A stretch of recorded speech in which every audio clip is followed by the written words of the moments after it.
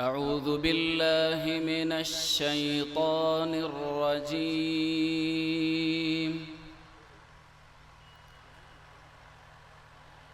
बिस्मिल्लाहिर रहमानिर रहीम।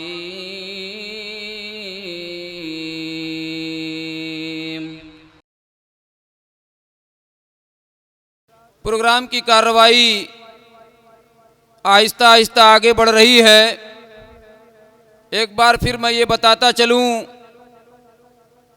कि आज का ये प्रोग्राम खालिसपुर के नौजवानों ने अपनी मुखलिसाना कोशिशों के नतीजे में मुनाकिद किया है और उनका मकसद ये है कि खालिसपुर से इस्लाम का एक खालिस पैगाम पूरे अतराफ़ में और पूरे हिंदुस्तान में जाए, और मैं पूरे हिंदुस्तान नहीं बल्कि पूरी दुनिया में जाए।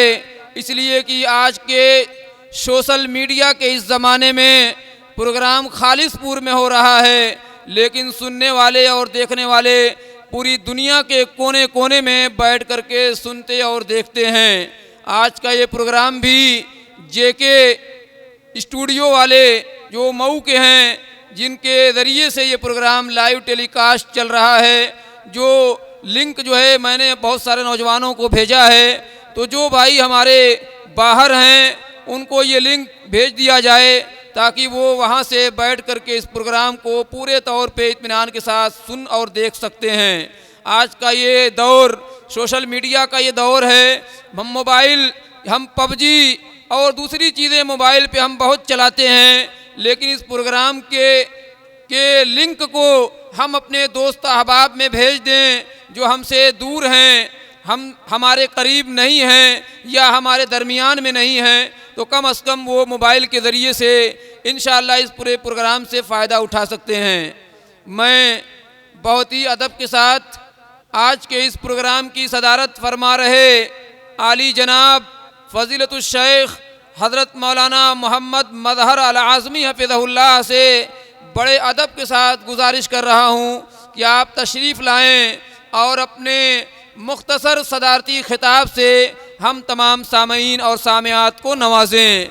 शेख के खिताब के बाद इंशाअल्लाह हमारे जो मुअज़्ज़ज़ मेहमानान गिरामी मुक़र्रिरीन उलमाए किराम हमारे बीच में तशरीफ़ फरमा हैं, इंशाअल्लाह यके बाद दीगरे दोनों की तकरीरें इंशाअल्लाह हम और आप समाअत करेंगे।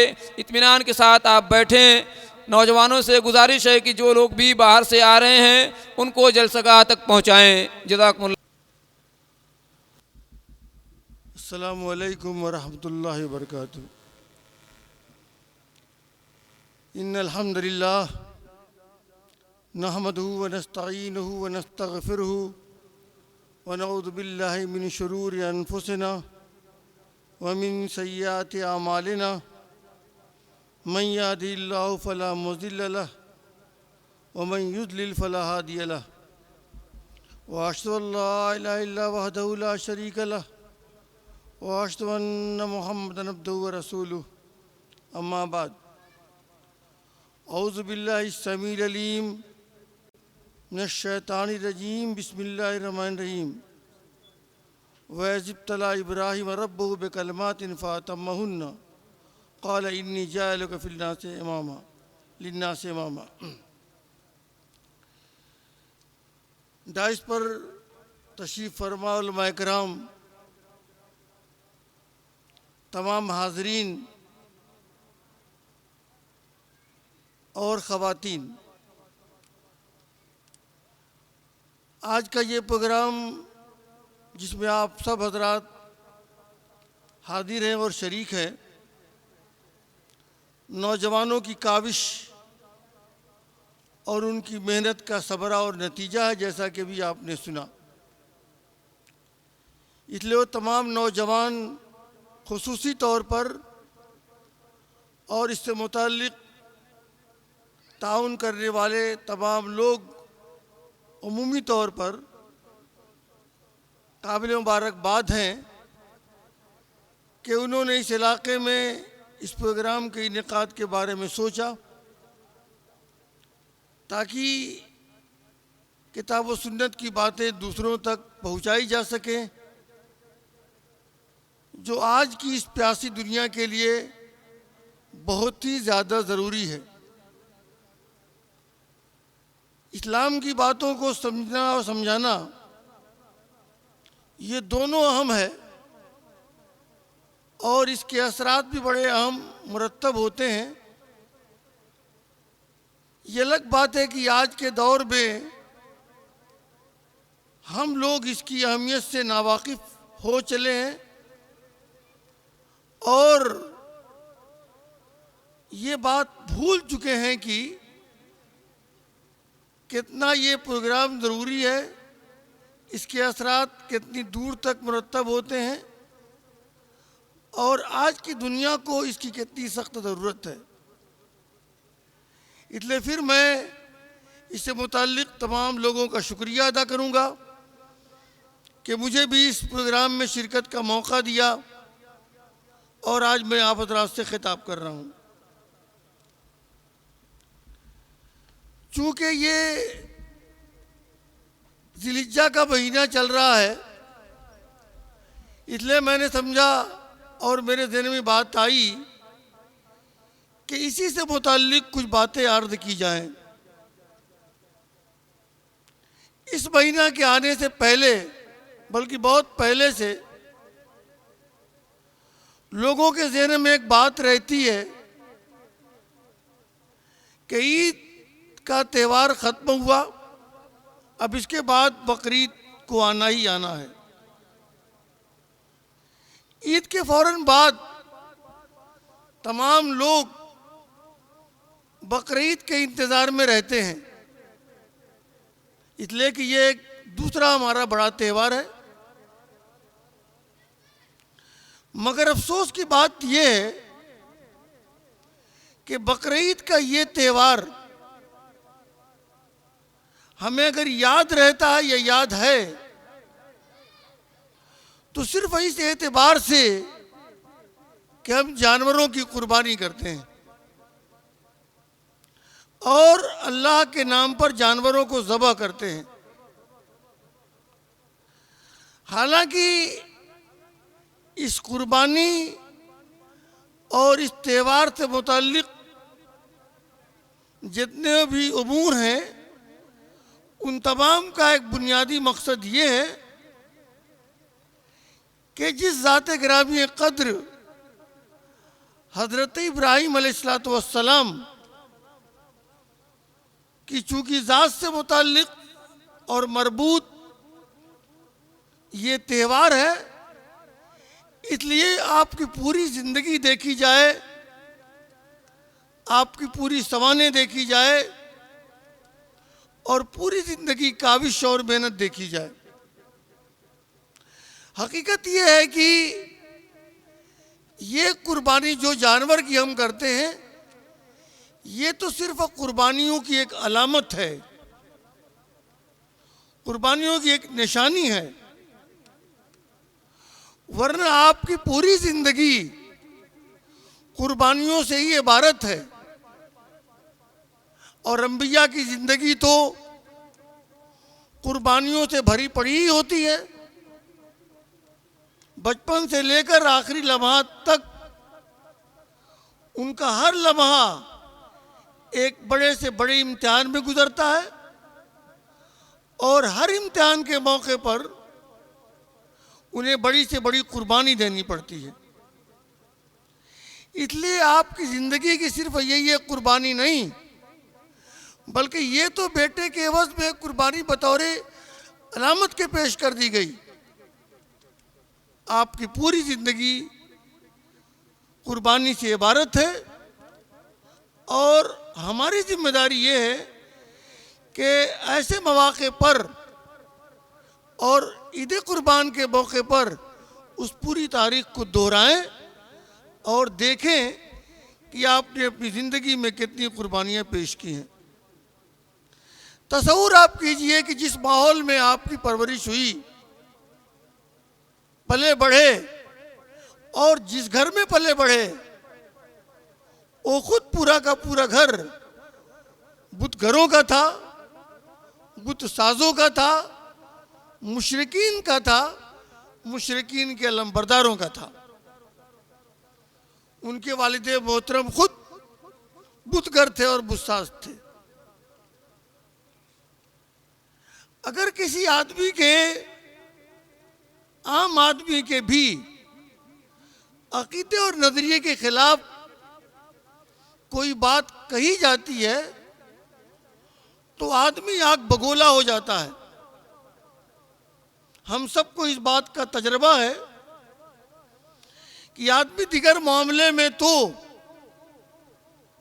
मुखालिफ की कोई बात सुन सकता है, लेकिन अगर वो अकीदे पे कारी ज़रब लगाता है, अकीदे से मुताल्लिक कोई बात कहता है और अकीदे के खिलाफ कोई बात कहता है, तो कोई भी शख्स एक लम्हा और एक लफ्ज़ भी बर्दाश्त करने के लिए आमादा नहीं होता। जो बुतों को बनाता था और बुतों की परस्तिश करता था, बुतों की रखवाली करता था, अगर उन्हीं से ये बात कही जाए कि आप मेरे वालिदे मोहतरम क्यों ऐसे बुतों की परस्तिश कर रहे हैं जो न देख रहे हैं, न सुन रहे हैं और न कोई और काम कर सकते हैं, ये तो बिल्कुल बेकार है। ये उनके अकीदे पर कारी ज़रब थी, जबरदस्त धक्का था। मगर एक नबी इसीलिए आता ही है कि जो उसके दौर में खुसूसी तौर पर तौहीद से मुतालिक जो बिगाड़ पैदा हो चुका है, तौहीद से मुतालिक जो खराबियां पैदा हो चुकी हैं, जो शिर्क का रुझान हो गया है, बल्कि शिर्क में लोग मुलविस हो चुके हैं, उसे ख़त्म किया जाए।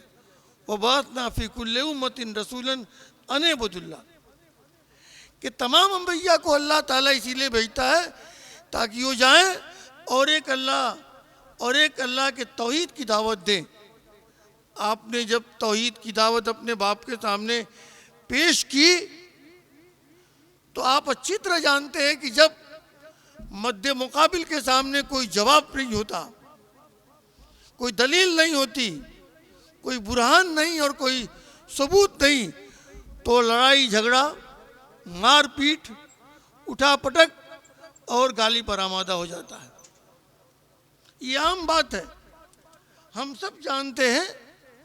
अगर मोहल्ले के दो आदमी आपस में लड़ रहे हों, एक आदमी हक पर हो जिसके पास दलाइल होंगे, एक आदमी नाहक पर हो जो दलाइल से आरी व खाली होगा, तो आप इस बात को ज़रूर देखते होंगे और महसूस करते होंगे कि जिसके पास दलाइल होंगे वो अपनी बात बड़ी संजीदगी के साथ रखेगा, इत्मीनान के साथ रखेगा, सबूत देगा और सबूत दिखलाएगा।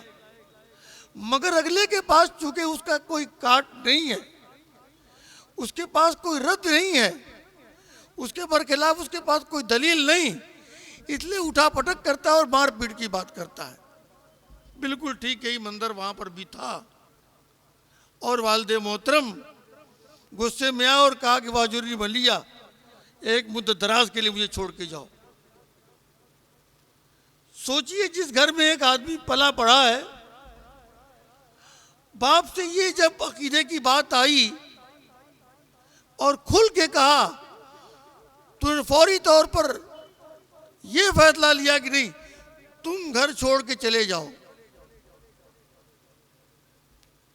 घर छोड़कर जाना, घर वालों को छोड़कर जाना, पूरे समाज को छोड़कर जाना और तमाम मुतल्लिकीन को छोड़कर जाना, यह किसी आदमी पर किस तरह से बिजली बनकर गिरती है चीज़ और कैसे ये चीज़ आदमी के लिए मुसीबत बनती है, इसका एहसास तो उसे ही होगा जिस पर कभी ऐसा मामला पेश आया हो। मगर बात थी तौहीद की, बात थी अल्लाह के पैगाम की और बात थी अल्लाह के पैगाम को पहुंचाने की, इसलिए उन्होंने अपने बाप से बगावत की और छोड़ के चले गए। आज के माहौल में हम लोग अपने समाज में, अपने घर में बहुत सारे ऐसे उमूर देखते हैं जो हर दर्जा गलत होते हैं, गैर इस्लामी होते हैं, नाजायज़ होते हैं, दुरुस्त नहीं होते, मगर हम लोग कहने की जसारत नहीं करते, हिम्मत नहीं करते और इतनी ताकत नहीं जुटा पाते कि ये बात कह सकें कि ये हमारे घर गलत हो रहा है। खुसूसी तौर पर तजर्बा आप लोगों को भी होगा कि शादी ब्याह के रस्म व रिवाज में मर्द तो मर्द, औरतें किसी भी रस्म व रिवाज से अगर आप उनसे ये कहें कि ये गलत है तो सरे मुंह इनराफ नहीं कर सकती हैं और वो किसी तरीके से उन रस्म व रिवाज से हिलने के लिए तैयार नहीं होगी, बल्कि एक जवाब ये दिया करेंगी कि अगर हम ऐसा नहीं करेंगे तो लोग क्या कहेंगे। मैं खुसूसी तौर पर औरतों से ये बात कहूँगा और मुखातब करूँगा कि लोग कहेंगे क्या, इससे कोई मतलब नहीं। एक आदमी जिसे बात सही मालूम है, हक मालूम है, सच्चाई मालूम है, उसे बरमला और बरजस्ता कहना है लोग क्या कहेंगे। एक दीन का लंबरदार, दीन परस्त और दीन पर अमल करने वाला कभी ये नहीं सोचता है। इसलिए सच बातें जब सामने आती हैं तो उसके मुकाबले में ये कहना कि नहीं लोग क्या कहेंगे या कैसा इसका असर मुरतब होगा, यह गैर इस्लामी सोच और फिक्र है। बहरहाल जब वालिदे मोहतरम ने कहा कि वाजुर्नी मलिया, मुझे छोड़ के जाओ, वो चले गए, तो मैं ये बात कहना चाह रहा था कि हम लोग कुर्बानी के मफहूम को बिल्कुल महदूद कर चुके हैं, जानवर की कुर्बानी तक। हालांकि ये बहुत बड़ी कुर्बानी थी वालिदे मोहतरम, अहले खाना, पूरे समाज और पूरी सोसाइटी को छोड़कर जाने की। ये भी कुर्बानी थी और इसलिए कुर्बानी थी कि अल्लाह का पैगाम पहुंचाना था। इसलिए ये आपकी ज़िंदगी हमें इस बात का दर्स देती है और सबक देती है कि अल्लाह के पैगाम को पहुंचाने में और अल्लाह के पैगाम को पर अमल करने में अगर समाज के लोग, घर और घर के लोग रोड़ा बनते हैं तो रोड़ा बनते रहें, हमें सही अमल करना चाहिए और यही सब अमल करना और उनको खातिर पे न ले आना, यही कुर्बानी है। सिर्फ कुर्बानी जानवर की कुर्बानी नहीं है। आप इस बात को भी देखिए कि उस वक्त जो बादशाह वक्त हुक्मरान था, जो बादशाह था, वो कोई मामूली बादशाह नहीं था जिसके सामने आपने जाकर ये कहा था, कुरान ने उसकी बड़ी तफसील बयान की है कि आपने उनके सामने जाकर कहा कि मेरा रब तो जिंदा और मुर्दा करता है। उसने कहा कि मैं भी करता हूँ। कहा कि मेरा रब तो मशरिक से सूरज को निकालता है, अगर तुम्हारे पास दम हो तो मगरिब से निकाल के दिखलाओ। फबोतल्लज़ी कफर, उसकी हवा निकल गई। मालूम है ये कौन था? मुजाहिद की रिवायत के मुताबिक दुनिया के अंदर अब तक 4 ऐसे लोग हुए हैं जो पूरी दुनिया पे हुक्मरानी की है। 2 मुसलमान, 2 काफिर। 2 मुसलमानों में एक जुल्करनैन और दूसरे हजरत सुलेमान इस्लाम। ये दोनों ऐसे मुसलमान हैं जिन्होंने पूरी दुनिया पर हुकूमत की। और काफिरों में 2, एक तो बुख्त नस्र और दूसरे यही नमरूद जिसका साबका आपसे पड़ा था। हम लोग अपने समाज के अंदर अगर कोई एक बड़ा आदमी है, कोई प्रधान है, प्रधान से ऊपर है, चेयरमैन है, कोई और कद्दावर आदमी है, तो उसके सामने कहने की किसी बात को जुर्रत नहीं करते हैं हम लोग। आमतौर पे ऐसा ही होता है। मगर उन्होंने उस वक्त नमरूद के सामने ये बातें तौहीद की रखी और इस बात को कायल करना मकसद था कि मेरा रब तो वही जो मशरिक से निकालता है और वही तना है। तुम में अगर दम हो तो मगरिब से निकाल के दिखलाओ, ताकि वो आदमी शऊर से काम ले, अक्ल से काम ले, तो इस बात का एतराफ़ करे कि वाकई वही कोई ज़ात है, मगर नहीं। अब तसव्वुर आप कीजिए कि एक नबी एक ऐसे हुक्मरान के सामने बातें रख रहा है जो अपनी पूरी दुनिया पे कंट्रोल कर रहा था, मगर बात थी तौहीद की। और उसके बाद फिर उनके साथ क्या हुआ, मुल्क छोड़कर जाना पड़ा। और क्या ये कुर्बानी नहीं थी?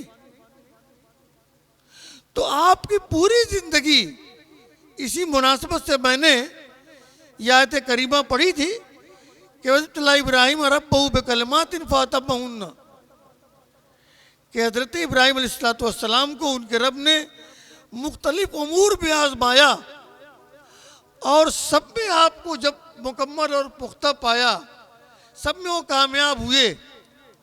इसलिए कि आप ये बात अच्छी तरह जानते हैं कि जिम्मेदारी जिसको जो दी जाती है और जितनी बड़ी जिम्मेदारी होती है उसका इम्तिहान भी उतना ही सख्त होता है। हमारे हिंदुस्तान में आप जानते हैं IAS का जो इम्तिहान होता है सबसे अहम माना जाता है, सबसे टफ इम्तिहान होता है, इसलिए कि सबसे टफ जिम्मेदारी भी होती है। तो जिस आदमी को जितनी बड़ी जिम्मेदारी देनी होती है उसी लिहाज से और उसी एतबार से उसका इम्तिहान भी होता है। तो आपको चूँकि दुनिया की इमामत, दुनिया की क़ियादत, दुनिया की रहनुमाई और दुनिया को अल्लाह का पैगाम पहुंचाने की जिम्मेदारी देनी थी, इसलिए आपने घर को छोड़ा और अपने मुल्क को छोड़ा और तमाम तर कुर्बानियाँ दी। इसलिए सिर्फ ये बात याद रखना और ये बात समझना और ये बात जानना कि बस हमने जानवर की कुर्बानी कर दी और बात ख़त्म हो, जैसा कि मैंने कहा, ये कुर्बानी तो सिर्फ एक अलामत और निशानी है। हमें इन तमाम कुर्बानियों को याद करना चाहिए और ये बात नहीं भूलना चाहिए कि उन्होंने अपनी बीवी और बच्चे को ले आकर एक गैर दी ज़रा इलाके में छोड़ा जहाँ थोड़ा था पानी और खजूर और कुछ नहीं था, और छोड़कर अल्लाह ताला के हुक्म के मुताबिक आए। अल्लाह पर भरोसा करते हुए बीवी और बच्चे को छोड़ना, क्या ये कुर्बानी नहीं है? ये भी कुर्बानी थी, मगर अल्लाह ताला का हुक्म था और कोई भी नबी और रसूल हुक्म से हटकर कुछ नहीं कर सकता, इसलिए उन्होंने जाकर हुक्म के मुताबिक ऐसा ही किया। तसव्वुर कीजिए कि आप वहां पर छोड़कर आए, ये उनकी कुर्बानी थी और उसके बाद उन्होंने अपने बेटे की परवरिश और पर्दाख्त में कितनी मुसीबतें, कितनी दिक्कतें, कितनी परेशानियां झेली, ये उनकी कुर्बानी थी। जब आप, हम और तमाम लोग दुनिया के जब हज और उम्रा के लिए जाते हैं तो सफ़ा और मरवा से जब सही करते हैं तो ये वही तारीख़ है, वो ज़मीन हमें याद दिलाती है कि हज़रत हाजरा ने किस तरीके से बेटे की प्यास को बुझाने की गरज से सफ़ा से मरवा तक, मरवा से सफ़ा तक चक्कर लगाया था। तो मकसद ये है कि इस कुर्बानी को भी हम याद रखें। और फिर आप देखिए कि जब बेटा बड़ा हो जाता है, बड़ा होने के बाद जब आपके साथ चलने फिरने के लायक हो जाता है, मुफस्सिरीन के मुख्तलिफ अक़वाल के मुताबिक 12-13 साल की उम्र हो जाती है, और आप सब, हम सब इस बात को अच्छी तरह जानते हैं कि जब बच्चे कुछ बड़े हो जाते हैं, हाथ बटाने के लायक होते हैं, तो वालिदैन को उनसे बड़ी उम्मीदें वाबिस्ता होती हैं, उनसे बड़ी उम्मीदें वाबिस्ता होती है कि बच्चा बड़ा हो गया है, साथ देगा। मगर जब बच्चा बड़ा हुआ तो आपकी बात ख्वाब में दिखलाई गई और इस बात का हुक्म दिया गया कि आप उसको ज़बह कर दीजिए। अजीब मामला है, अजीब कैफियत रही होगी उस वक्त जब इस बात का हुक्म दिया गया कि आपने बेटे को ज़बह कर दीजिए। मगर जैसा कि मैंने भी कहा कि अंबिया और रसूल ये सरे मुंह इनराफ तो कर सकते नहीं, उन्हें करना ही करना है। बेटे से पूछा कि मैंने तो ख्वाब देखा, बताओ तुम्हारी क्या राय है। फंदुर मादा तरा, बताओ तुम क्या कह रहे हो, तुम्हारी क्या राय है। कहा कि फल मातूमर, कहा कि आपको जो हुक्म मिला आप कर दीजिए। यहां देखिए बाप और बेटे दोनों का मामला। यहां एक बात मैं ज़िम्न अर्ज़ कर दूं कि इस वाक़े के अंदर बहुत बड़ा सबक ये भी है कि बाप और बेटे में किसी भी मामले के अंदर किस तरीके से हमांगी होनी चाहिए, सलाह मशवरा होना चाहिए, बातचीत होनी चाहिए, दोनों का एक दूसरे से कितना गहरा रब्त और ताल्लुक़ होना चाहिए। ऐसा बिल्कुल नहीं है कि अगर आप मशवरा न करते और उनको ज़बह करते या उनसे मशवरा करते हो नहीं कह देते तो ज़बह न करते, ऐसा कुछ नहीं था। मगर आपने उनसे पूछा, मुख्तलिफ मकासद रहे होंगे। ये भी हो सकता है कि एक मकसद रहा हो कि देखें हमने जो तरबियत दी है इस बेटे को, बड़ा तो हुआ मगर तरबियत का क्या उसने असर मुरतब किया, उस पर क्या मुरतब हुआ है। तो तरबियत का एक अच्छा असर पाया कि नहीं, बेटा सरनगू हो गया। हमारे समाज में आज आप देखते होंगे आम तौर पर बाप बेटे की शिकायत करता है कि बेटा बात मानता नहीं है, कुछ कहीं सुनता नहीं है, जो कहिए वो करता नहीं है, बगावत पर आमादा है और दीगर बहुत सारी शिकायतें। आप भी उसी समाज में रहते हैं जिसमें मैं रहता हूं, इसलिए आप भी अच्छी तरह जानते हैं। बेटे को अलग शिकायत होती है कि वालिद मोहतरम की जो जिम्मेदारियां वो पूरी नहीं करते, मेरे जो हुकूक हैं अदा नहीं करते, जो मुझे ज़रूरियात है वो मिलती नहीं है। तरफैन से होता है मामला, दोनों एक दूसरे की शिकायत करते हैं।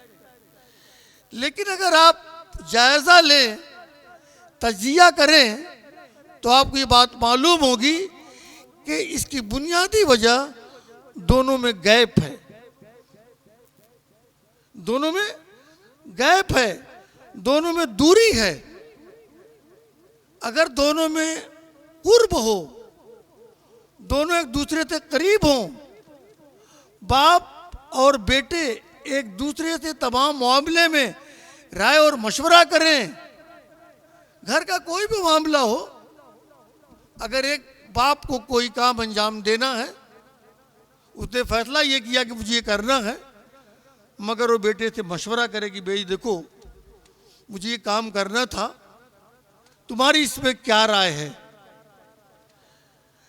अगर उसकी राय ऐन मुमकिन है कि आपके बरखिलाफ भी हो, लेकिन जब आप प्यार से, मोहब्बत से, उल्फत के साथ उससे मशवरा मांगेंगे तो उसका फौरी तौर पर दिल नर्म होगा और वो ये सोचेगा कि इसका मतलब ये हुआ कि वालिद मोहतरम के नज़दीक मेरी कुछ अहमियत है, मेरा कुछ मकाम है, मेरा कुछ मर्तबा है, इसीलिए अब्बा मुझसे मशवरा कर रहे हैं।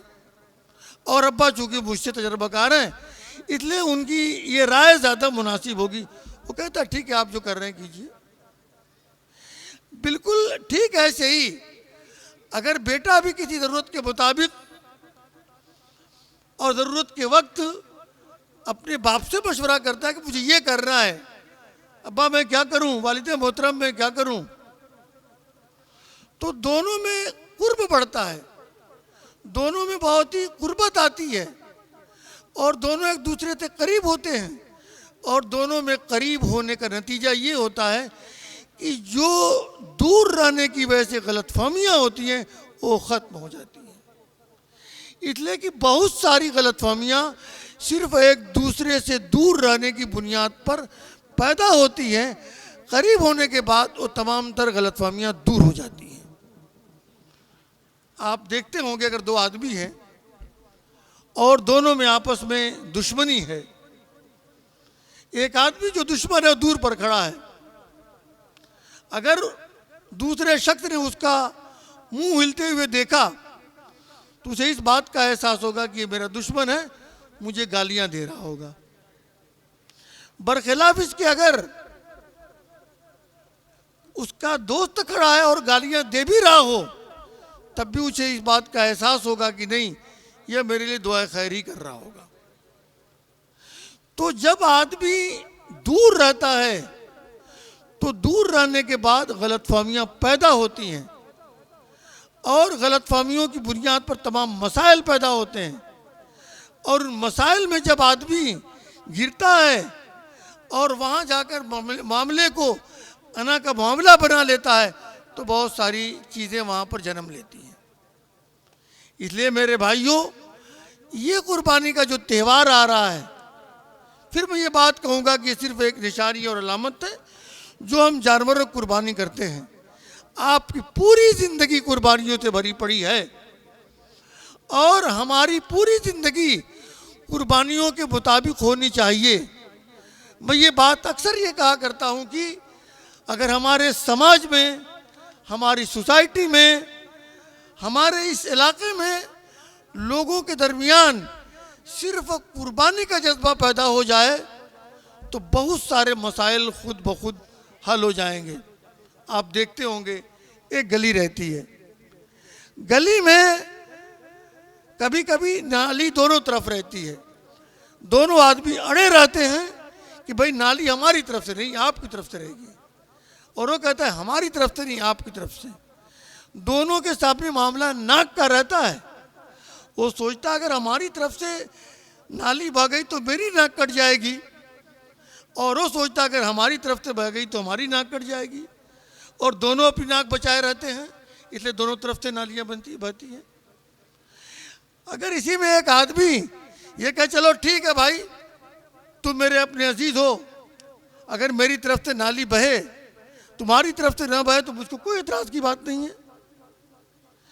मगर ये कुर्बानी अगर कोई देने का जज्बा पैदा करे तब तो, मगर ये कुर्बानी आएगी कहाँ?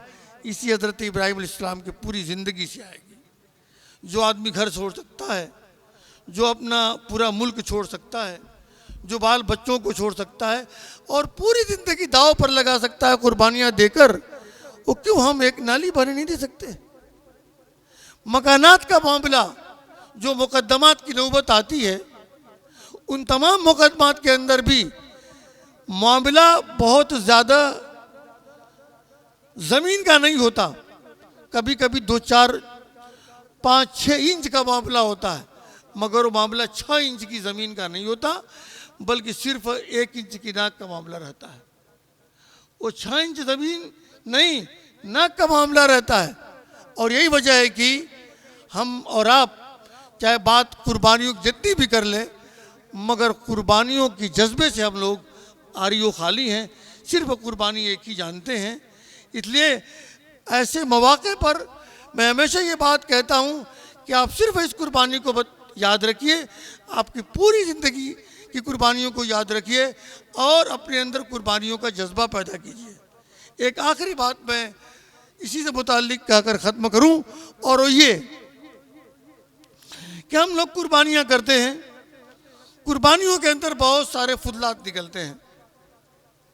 आदमी कुर्बानी करने के बाद उसको इतनी तौफीक नहीं होती, वो इतनी कुर्बानी नहीं दे पाता कि इन फुजलात को बस्ती से दूर कहीं ले जाकर डाल दे और फेंक दे, ताकि इस सोसाइटी में, इस समाज में जहाँ लोग रहते हैं ताफुन न पैदा हो। कुर्बानी तो करने का बड़ा शौक है, मगर थोड़ी ये भी आप कुर्बानी कीजिए कि अपने घर से निकलने वाले फुजलात को बजाय इसके कि अपने दरवाजे पर डाल दें, दूसरे के दरवाजे पर डाल दें, गंदगी फैलाएं, ताफुन पैदा हो और उससे समाज खराब हो, बीमारियां पैदा हो, ये क्यों होती है? इसलिए कि हमने कुर्बानी तो ज़रूर जानवर की मगर उस फुजले को दूर ले जाकर फेंकने की कुर्बानी नहीं थी। इसलिए अभी मैं आज सुन रहा था हुकूमत की तरफ से बाकायदा हड़ताल ऐलान आता है कि अपने फुजलात को महफूज जगह पर ले आकर जहाँ से गंदगी फैलने का इम्कान हो वहाँ फेंकिए आप। मुसलमान का समाज और मुआशरा पहले सफाई से पहचाना जाता था और लोग सफाई देखकर ये कहते थे ये तो मुसलमानों का इलाका है। लेकिन आज की सूरत हाल ये है कि जब कहीं गंदगी देखी जाती है, फुजलात और दूसरे ऐसे अमूर देखे जाते हैं जो गंदगी का बाइस बनते हैं, तो लोग कहते हैं कि ये तो मुसलमानों का इलाका मालूम होता है। इसलिए मेरे भाइयों, हम सबको इस मौके पर हज़रत इब्राहीम अलैहिस्सलाम और उनकी पूरी फैमिली की पूरी तारीख़ बार बार पढ़ना चाहिए और कुर्बानी से और कुर्बानी के जज्बे से अपने को लबरेज करना चाहिए।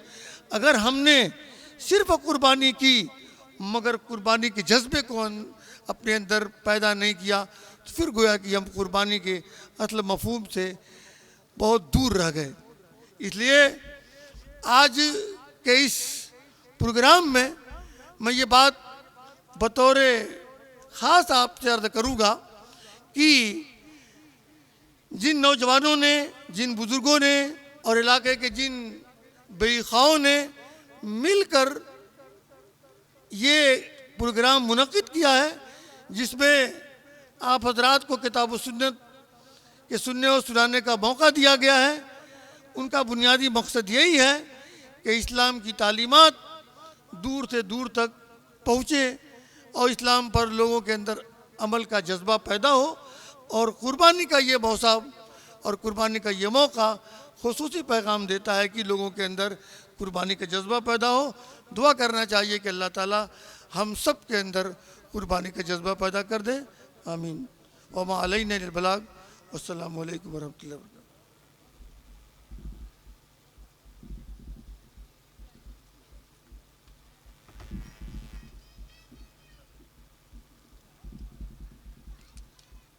जज़ाकुमुल्लाहु अहसनल जज़ा। कुर्बानी जो इंसान की ज़िंदगी का एक जो है लाज़मी हिस्सा है और बग़ैर इसके इंसान अपनी ज़िंदगी के किसी भी मरहले में कामयाब नहीं हो सकता। इसी की तर्जमानी सीरत इब्राहिमी के हवाले से बड़े मुख्तसर वक्त में और बड़े ही मुअस्सिर अंदाज में हमारे सामने उस्ताज़ुल असातिज़ा फ़ज़ीलतुश शेख हज़रत मौलाना मोहम्मद मज़हर अल आज़मी हफ़िज़हुल्लाह बयान फरमा रहे थे। अल्लाह ताला जज़ाए खैर दे। अल्लाह ताला आपकी वो सेहत कामिला और आजिला के साथ तादेर हमारे दरमियान कायम व दायम रखे और आपके इस इल्म से हम तादेर फ़ायदा उठाते रहें। अल्लाह ताला हम सब को इसकी तौफ़ीक़ अता फ़रमाए। आमीन।